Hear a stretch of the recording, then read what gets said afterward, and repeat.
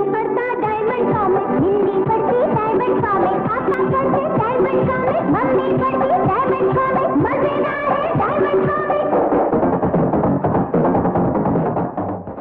जीवन में भर लो रंग डायमंड कॉमिक्स के संग। शीशे के मर्तबान में टॉफियाँ, सुपारी और फैंटम सिगरेट। डाइजेस्ट का किराया 1.5 रुपये और कॉमिक्स का 1 रुपये। राजहंस सुरेंद्र मोहन पाठक के उपन्यास बड़ों के लिए तो बच्चों के लिए जैसे पूरी सौगात। राज, मनोज और डायमंड कॉमिक्स के अनोखे किरदार, चाचा चौधरी, बिल्लू, पिंकी, रमन, बाकेलाल, डोका, क्रुकमॉन, भोकाल और फलानी सिंह की भरमार। शायद कुछ कुछ ऐसी थी बच्चों की ये दुकान।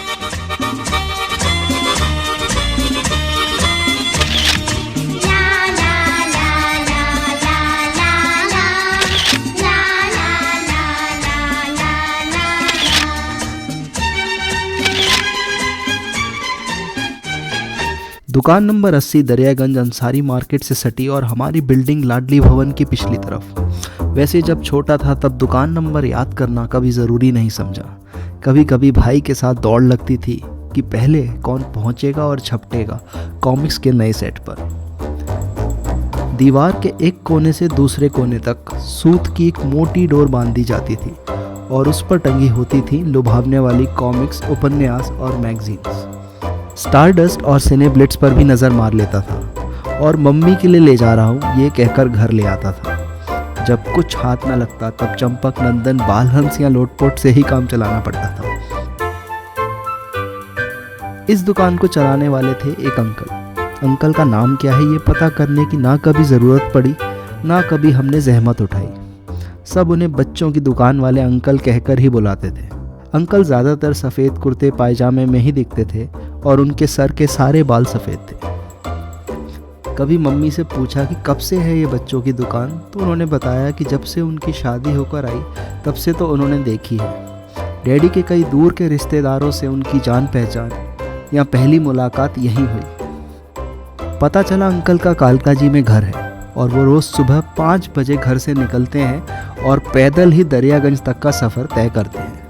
ये बात कितनी सच थी या गलत इसका तो कभी पता ना चला, पर मैंने अपनी स्कूल बस से अंकल को कई बार ITO से दरियागंज की तरफ आते हुए देखा। वो हमेशा अपना एक हाथ दूसरे हाथ के पीछे रखकर कंधों को थोड़ा सा झुकाकर आगे बढ़ रहे होते थे। किसी छुट्टी वाले दिन पार्क से निकलते वक्त अंकल बैठ जाया करते थे हमारा क्रिकेट मैच देखने के लिए। मैं अंकल को देखकर अपने दोस्तों पर अपनी कप्तानी का रौब और ज़्यादा दिखाने लगता था। उन हल्के फुल्के दिनों में एक तेज़ तर्रार खबर आई कि स्कूल का एक लड़का विकास पोस्टेज स्टैम्प्स खरीद रहा है महंगे दामों में। तब लगा कहीं तो मैंने ये स्टैम्प्स लगे देखे हैं। कहाँ? हाँ, बच्चों की दुकान के एक कोने में कार्डबोर्ड पर, जिन पे मैंने आज तक कभी गौर नहीं दिया था। मैं अंकल की दुकान से 1 रुपये का स्टैम्प खरीद कर विकास को 50 रुपये में बेच देता था। अगर स्टैम्प होता था ग्रेट ब्रिटेन का और उस पर छपा होता था रानी का हेड तो दाम दुगने हो जाते थे, और अगर इस हेड का रंग होता कुछ अनूठा जैसे सुनहरी या काला तो फिर तो क्या कहने। जेब भरी रहती थी नोटों से हमेशा मेरी। विकास के पास इतने पैसे कहाँ से आते थे और वो इन स्टैम्प्स का क्या करता था, इससे मुझे कोई सरोकार नहीं था और ना ही कभी मुझे ये पता चला। ना केवल बिजनेस बल्कि ज्योग्राफी के बारे में किताबों से ज़्यादा इन स्टैम्प्स ने सिखाया। 2 साल से अनछुई नई पढ़ी एटलस की किताब में मैं अब ढूंढा करता था सेंट विंसेंट और बोपुट्सवाना। 15 अगस्त बचपन के सबसे यादगार दिनों में से एक होता था। 14 अगस्त की रात जाके ही कटती थी, पतंगों में कन्ने बांधते, पुंछल लगाते हुए। पावर हाउस से निकलते धुएं को देखकर रात भर यही तसल्ली देते थे कि हवा का रुख वैसा ही है जैसा कि शाम को छोड़ा था। रात को जो थोड़ी बहुत नींद होती थी उसके बाद सुबह 5 बजे से पतंगे लूटने के लिए छतों पर उछल कूद शुरू। इस दिन अंकल दुकान बंद रखते थे और बाहर मेज़ पर ही पतंगे, मांझा और चरखियाँ रख लेते थे। मैं छलांग कर पीछे की छतों से देखा करता था कि अंकल का काम कैसा चल रहा है। जहाँ कड़ी धूप में लगा रहता कटी पतंगों का इंतज़ार, वहीं दूसरी तरफ निगाहें तकती रहती थी अंकल की दुकान पर आते खरीदारों को। ज़रा सी भीड़ देखकर मन को बहुत खुशी मिलती थी, और अगर इसका उल्टा होता था तो मन होता था बहुत उदास। अंकल ने फ्री की टॉफ़ियाँ खिलाई थी जब खबर आई कि मिस इंडिया सुष्मिता सेन ने मिस यूनिवर्स का खिताब जीत लिया है। अंकल जब ऐसा कुछ करते थे तो मलाल नहीं रहता था कि कभी कभी मांझा कम देते हैं दूसरी दुकानों के मुकाबले। बच्चों का ज्ञान बढ़ाने के लिए अंकल ने हर हफ्ते ज्ञानवर्धक पर्चे बांटने भी शुरू कर दिए। पहेलियाँ, किस्से, कहानियाँ, देश विदेश की खबरें, जितना कुछ भी डाला जा सकता था एक पन्ने में अंकल डाल देते थे। हर शनिवार चाय सभा भी बिठाई जाने लगी। सभी बच्चों को चाय और समोसे खिलाए जाते और बदले में कुछ सुनाने के लिए बोला जाता था। कोई कविता सुनाता तो कोई गीत। मैं अक्सर चुप ही रहता था। समय के साथ देखा कि बच्चों की दुकान में भी बदलाव आया। बच्चों की दुकान में अब कंप्यूटर लग गया। अब अक्सर एक दो लोग पत्री बनवाते दिख जाते थे। प्रिंटर के गड़ गड़ की निरंतर आवाज़ से पता चलता था कि अंकल का काम अच्छा चल रहा है। इसका असर पर शायद उन बेचारी कॉमिक्स पर पड़ा। अंकल अब नई कॉमिक्स बस छुट्टियां पढ़ने पर ही मंगवाते और हमें फैंटम और महाबली शाखा की पुरानी कॉमिक्स पढ़कर ही काम चलाना पड़ता। धीरे धीरे मेरा बच्चों की दुकान में जाना कम होने लगा। मम्मी ने एक दिन बताया कि अंकल की तबीयत ठीक नहीं है, उनसे मिलाओ। पहले तो मैंने ऐसे ही टाल दिया। जब मम्मी ने बार बार बोला तो मैं चला गया एक दिन अंकल को देखने। अंकल दुकान के ऊपर कमरे में आराम कर रहे थे। उन्होंने मुझसे पूछा कि अब मैं कौन सी क्लास में आ गया हूँ और मेरी पढ़ाई कैसी चल रही है, और मुझे बताया कि अब उनकी तबीयत ठीक है। मैंने घर आकर मम्मी को ये बताया और अपनी पढ़ाई और खेल कूद में फिर मसरूफ़ हो गया। अंकल का दुकान में आना अब कम होने लगा था। उनके साथ ही तिलक ने दुकान का काम संभालना शुरू कर दिया। तिलक वैसे किसी सरकारी दफ्तर में काम करते थे और शाम के वक्त दुकान पर सिर्फ किताबों पर जिल्द चढ़ाने का काम देखा करते थे। दुकान के अंदर उनका पहनावा होता था बनियान और धारीदार पायजामा।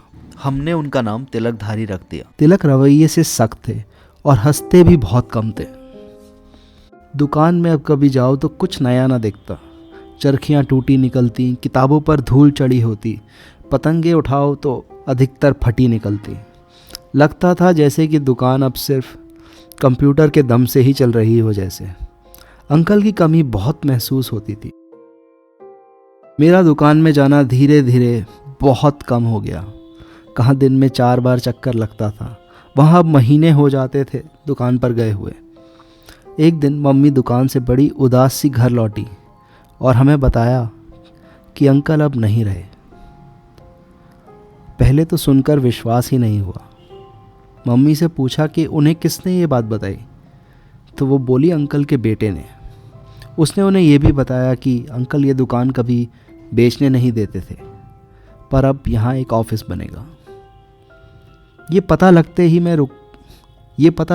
मैं रोज़ दुकान के आगे से गुजरने लगा। ना जाने क्यों, शायद इस उम्मीद में कि मुझे अंकल वहीं दिख जाएंगे, टेबल पर बैठे हुए, किताब हाथ में लेकर खुद को पंखा देते हुए। पर ऐसा ना हुआ। एक दिन अंदर जाने की हिम्मत की तो पता लगा सारी किताबें, उपन्यास सस्ते दामों में बिक रहे हैं। दुकान खाली जो करनी थी कब्ज़ा देने के लिए। पीछे मुड़कर देखता हूँ तो सब कुछ एक सपना सा लगता है। जहाँ आज हम सब एक होड़ में हैं, वहाँ कुछ सालों पहले अंकल जैसे लोग भी थे। शायद 1 रुपए के किराए की उस कॉमिक या उपन्यास से वो लोगों को वो खुशी दे देते थे जो अब एक मोटी सैलरी भी नहीं दे पाती।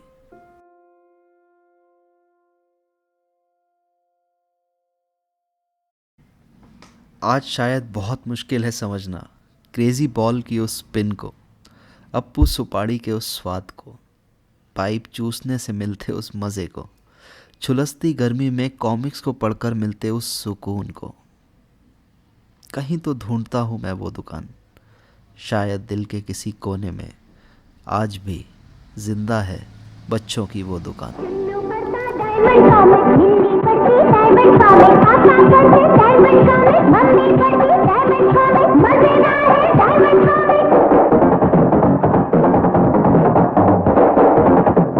डायमंड कॉमिक्स की कहानी। डायमंड कॉमिक्स के पाठकों, अब हो जाओ तैयार।